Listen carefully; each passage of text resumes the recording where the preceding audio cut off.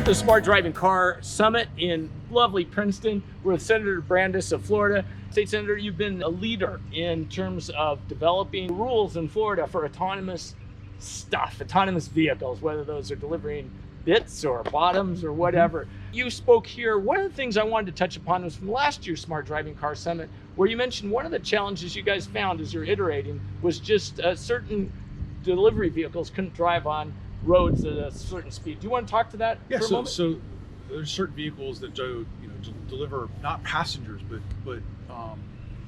but food and other products, and they're much smaller than a typical car. And so their challenge was they're low speed. They're considered low speed vehicles. They're electric low speed vehicles, and they can only operate really on roads that were under 35 miles an hour.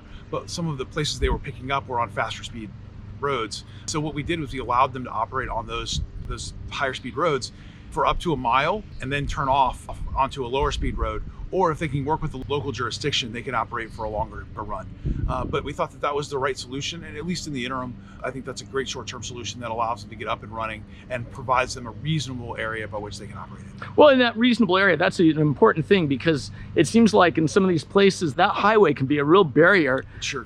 And so talk to that. Florida is largely a state driven for cars, and it's very spread out. And so the ability to get these vehicles off these higher speed roads onto lower speed roads and into neighborhoods which are actually going to deliver the vehicles was really important to us, and frankly to the companies that are operating these systems.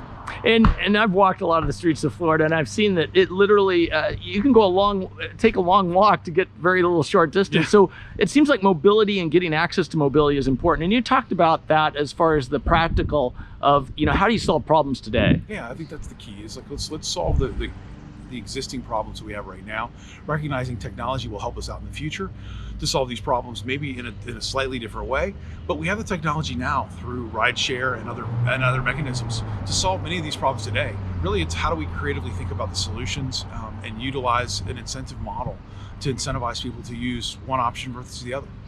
And so from a government perspective, where does government kind of fit in the scheme of things? Well, I think here? First, for the most part, government needs to step out and kind of set the rules for the road. Obviously, everybody else has those too, but then I think there needs to be a very light touch regulatory model. You see certain states that have a very heavy hand on the regulatory model. Florida's taking a very different tact. We really use an insurance as a regulator model, where we require a certain amount of insurance by an approved carrier of Florida, and if you can achieve and maintain that, you can operate in the state.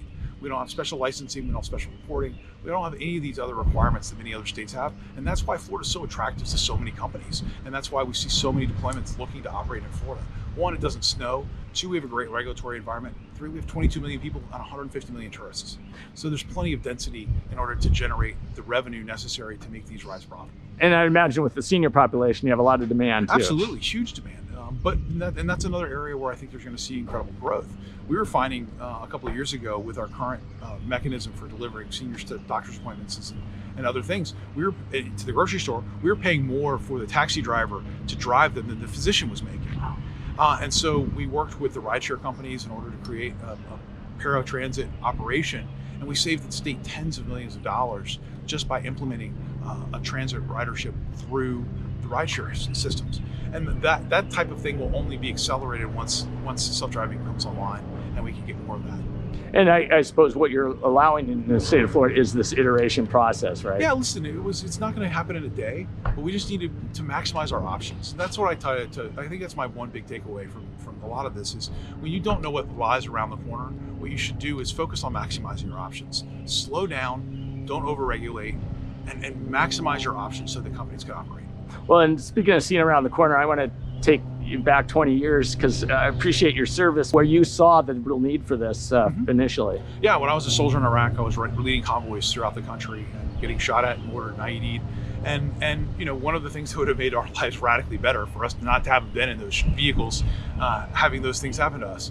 And so, when I joined the legislature and began to see this technology unfolding, really my first thought was back to my soldiers and how much better their lives would have been had we not had to go through some of those experiences. And that's the promise of this technology, both in the military aspect and for the civilian aspect. I think you're going to see amazing benefits over time. Well, great. Well, thank you, Senator, for your service. Thanks.